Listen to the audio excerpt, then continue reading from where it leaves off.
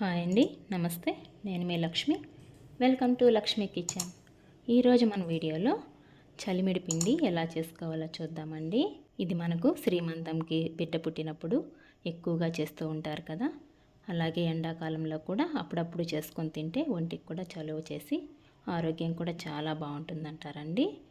ఇప్పుడు ఈ చలిమిడి పిండి ఎలా చేసుకోవాలో చూద్దాము. మన ఛానల్ని ఫస్ట్ టైం చూస్తున్నట్లయితే ప్లీజ్ సబ్స్క్రైబ్ చేసుకోండి. వీడియోని స్కిప్ చేయకుండా ఎండ్ వరకు చూడండి. నెక్స్ట్ ప్రాసెస్లోకి వెళ్దామండి. అందుకోసం ముందుగా బియ్యం నానబెట్టుకోవాలండి. నేను 1/2 kg రైస్ తీసుకున్నానండి. ఈ రైస్ నీట్గా వాష్ చేసుకొని 6 hours కానీ 8 hours కానీ నానబెట్టుకోవాలి. నేనైతే నైట్ నానబోసేసుకున్నానండి. మార్నింగ్ మళ్ళీ నీట్గా వాష్ చేసుకొని ఒక పొడి క్లాత్ మీద ఇలా ఆరబోసేసుకోవాలి. కొద్దిగా తడిగా ఉన్నప్పుడే మనం మిక్సీ జార్లో వేసుకొని గ్రైండ్ చేసుకోవాలి. మనం అరిసెలకి ఎలా అయితే ఆరబెట్టుకుంటామో సేమ్ అలాగే ఆరబెట్టేసుకోవాలండి. ఇప్పుడు ఇదంతా కూడా మెత్తని పౌడర్ లాగా గ్రైండ్ చేసుకుందాం. ఇలా అంతా కూడా గ్రైండ్ చేసుకొని ఒక ప్లేట్లోకి జల్లెడ పెట్టుకొని ఇదంతా కూడా జల్లించుకుందామండి. ఇలా అంతా కూడా జల్లెడ పట్టేసుకొని మనకు పిండి ఆరిపోకుండా ఇలా ప్రెస్ చేస్తూ అదుముతూ ఉండాలి. ఏమంతా కూడా మనం అరిసెలకి ఎలా అయితే చేసుకుంటామో అలాగే చేసుకోవాలండి. మళ్ళీ కూడా గ్రైండ్ చేసుకొని ఇలాగే జల్లెడ పట్టేసుకొని మళ్ళీ అదిం పెట్టేసుకోవాలి. ఈ పిండి ఆరిపోకుండా మరో ప్లేట్ క్లోజ్ చేసుకొని పక్కన పెట్టేసుకుందామండి. నెక్స్ట్ స్టవ్ ఆన్ చేసుకొని ఏదైనా మందపాటి గిన్నె పెట్టుకోవాలి. నేనైతే కుక్కర్ పెట్టుకుంటున్నానండి. నెక్స్ట్ ఇందులోకి మనం బెల్లం తీసుకుందామండి. 1/2 kg రైస్కి 250 grams బెల్లం తీసుకుంటున్నాను. బెల్లం అంతా కూడా ఈ కుక్కర్లోకి వేసేసుకుందామండి. నెక్స్ట్ ఇందులోకి కొద్దిగా వాటర్ వేసుకుంటున్నానండి. ఈ వాటర్ మనకు 50 ml వరకు ఉంటాయి. ఇలా కలుపుతూ అంతా కూడా బెల్లం అంతా కరిగేంత వరకు కలుపుతూ ఉడికించుకోవాలి. బెల్లం అంతా బాగా కరిగి పాకం రావడం స్టార్ట్ అయింది కదండి. మరో బౌల్లోకి కొద్దిగా వాటర్ తీసుకొని మనకు పాకం చెక్ చేసుకుందామండి. మనకు పాకం ఇంకా రావాలండి. చూడండి కరిగిపోతుంది కదా. ఇప్పుడు ఇంకొక 2 minutes అయితే ఉడకనిద్దాం. ఇప్పుడు మళ్ళీ ఒక బౌల్లోకి నీళ్లు తీసుకొని మళ్ళీ చెక్ చేసుకుందామండి. చూడండి మనకు పాకం అయితే ఇలా సాఫ్ట్ ముద్దలాగా రావాలి. ఇలా మీకు వీడియోలో చూపిస్తున్న విధంగా ఇలా అయితే రావాలండి.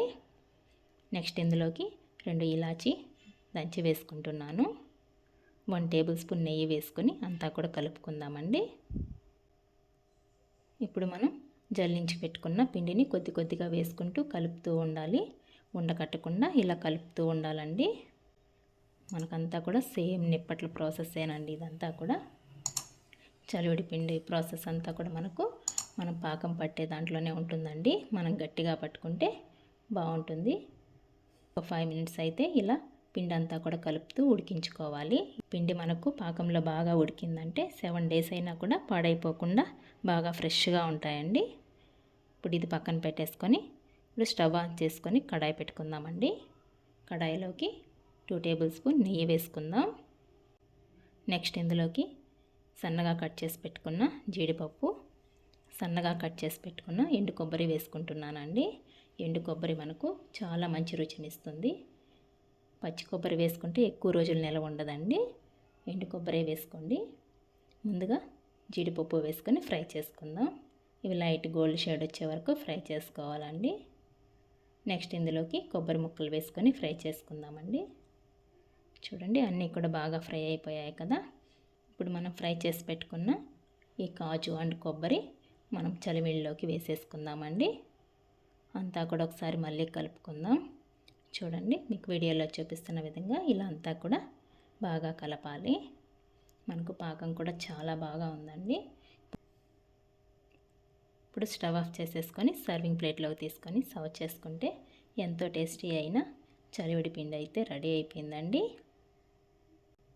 ఇది మనకు పెళ్ళిళ్ళకి, శ్రీమంతానికి, బిడ్డ పుట్టినప్పుడు సారీలాగా పంపుతూ ఉంటారు కదండి. ఇలా మీరు ఒకసారి ట్రై చేయండి. ఇది ఆరిన తర్వాత ఇంకొద్దిగా గట్టిపడుతుందండి.